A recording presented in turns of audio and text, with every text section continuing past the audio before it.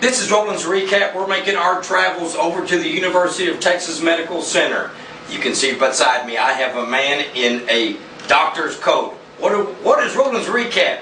The fight world itself doing over here at the medical center. You see I've got my notes. Normally I don't have any notes because it's all in my heart and my head. But today, Dr. Gatson, let me shake your hand right now. This is a PhD, Dr. Joshua Gatson, here with the University of Texas Medical Center. Doctor, how are you doing first of all today? I'm doing great. How are you doing today? I'm doing great. You know, I remember we just had a little article on Roland's Recap here about a month, maybe 2 months ago, the first part of April, and we were talking about, I think, a concern that you have, and that was the type of trauma that our fighters in the fight world are, which is part of the sport, are taking. And the UT Medical Center is really taking a strong initiative in what I call the actual medical welfare, the well-being of these fighters, and looking at the trauma that is imparted or received as part of this sport we call boxing and MMA. Let's kind of get down to the facts right now. First of all, I'm going to invite everyone to review that article if you can, and you'll be able to have a basis of what we're talking about today. We're looking for volunteers. Let me first of all say that. Doctors looking for that. The study is going to be very, very intense from the standpoint of trying to get the information that is lacking right now as a result of trauma. Doctor, I know I'm taking a lot of time. Tell me what the goal is. Tell me what the study is aimed to do. Tell me everything that you're looking at, not only for yourself from the information you're looking for, but what you need from these fighters that are out. Okay, Roland, so this study is two parts. What we want to do initially is to educate the fighters about how brain trauma, how each individual fight, how it may actually make the brain sick, and how to actually assist in the repair of the brain after a fight. So we have a set of guidelines that we would like to talk to the boxers about how to increase the capacity of the brain and actually decrease the recovery time. So that way, when these fighters have a competition coming up in 2 weeks, a month later, they'll be ready for that fight and their brain will not, suffer any major consequences for fighting too soon. So the second part of the study, we're looking for about 24 volunteers to participate in this groundbreaking study. And what we would like to do using MRI as well as neurocognitive tests.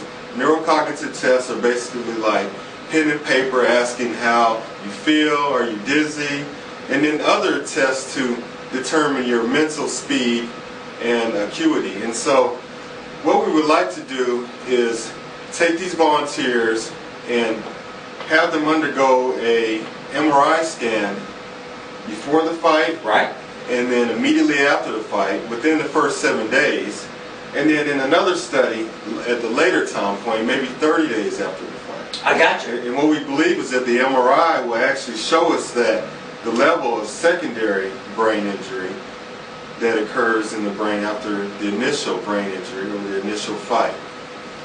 We also want to introduce a safe nutritional supplement to use in these boxers that can repair the brain at a faster rate and get them back to their baseline. So that way when they fight again, like I said, it's short term, a week, 2 weeks, 4 weeks later, they'll be 100% or close to 100% cognitively, mentally, and they'll be able to kind of stave off the long-term negative effects. Well, let me kind of break it down, Doctor. Let me kind of look at this. Being an ex-fighter myself, I have received some pretty good blows to the head. But you know what? It's not just boxing.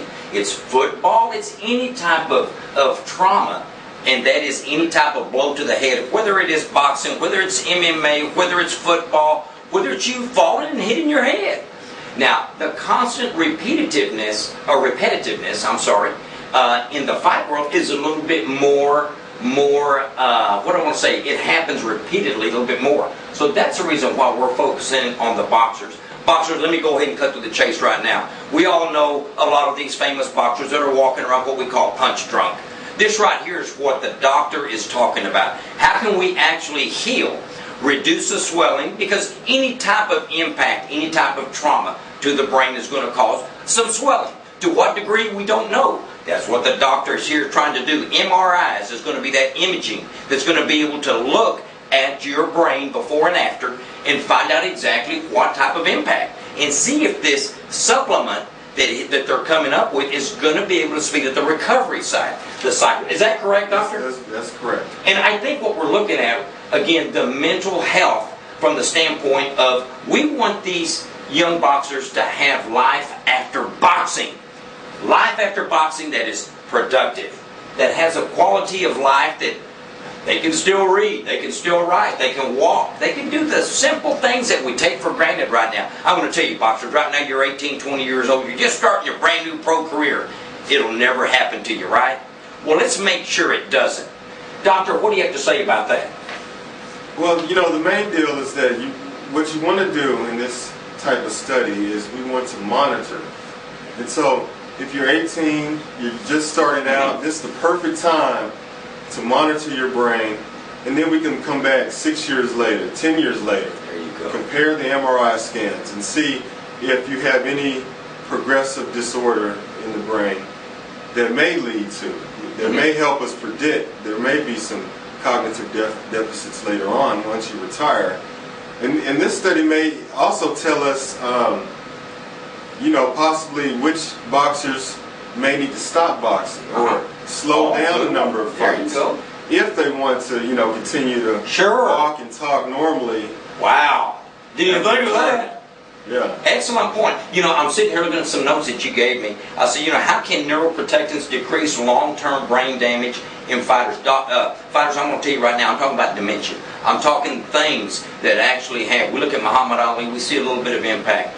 Doctor, can you answer that question? How can neuroprotectants decrease long-term brain damage in fighters? So we believe that by using these neuroprotectants immediately after a fight, or immediately after a fall or car crash, any trauma to the head.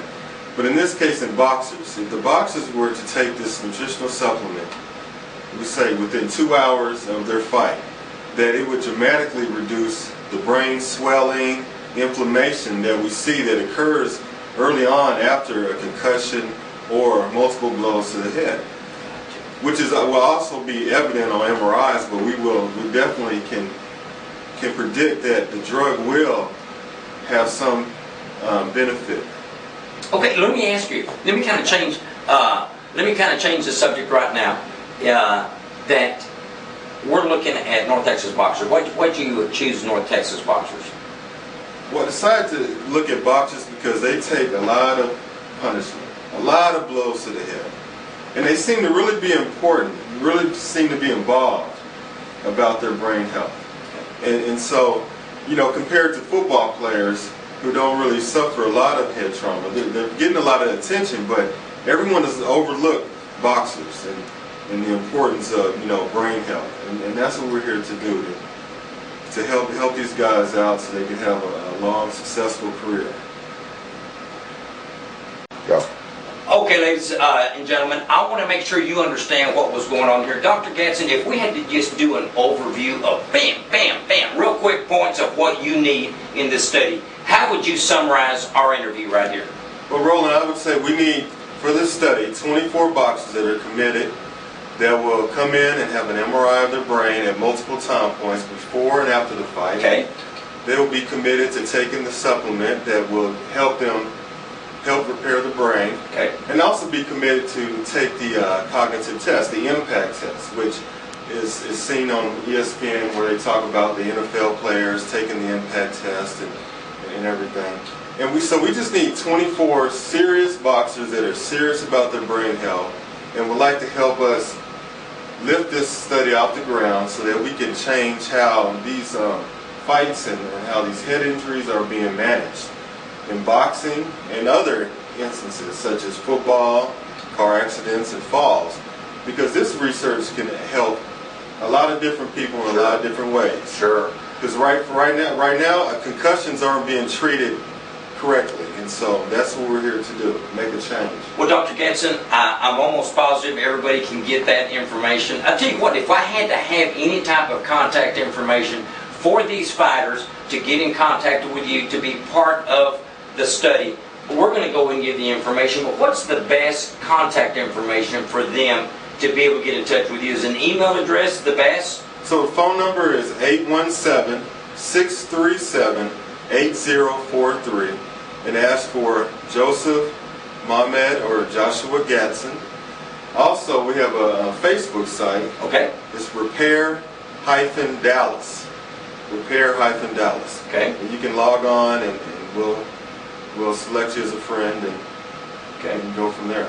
Okay. Well, I tell you what, as we start wrapping this up, I always give my little editorial on what I feel is very important. Sure, some of my Roland's recaps are really fun. Today, this is a very, very serious note. And I'm going to tell you, fight fans, I'm going to tell you, fighters, I'm going to tell you, coaches, I'm going to tell you the love for the sport that I love. The only reason I do this today is because I love my fighters. I love my boxers. And if we look at it like that, we're going to have a change, a paradigm shift in how our fighters are going to have life after the tremendous, beautiful sport of boxing. MMA as well. So as we bring closure to another Roland's Recap, we only tell you the seriousness of this Roland's Recap travels to the University of Texas Medical Center for one purpose, to impart information, medical information.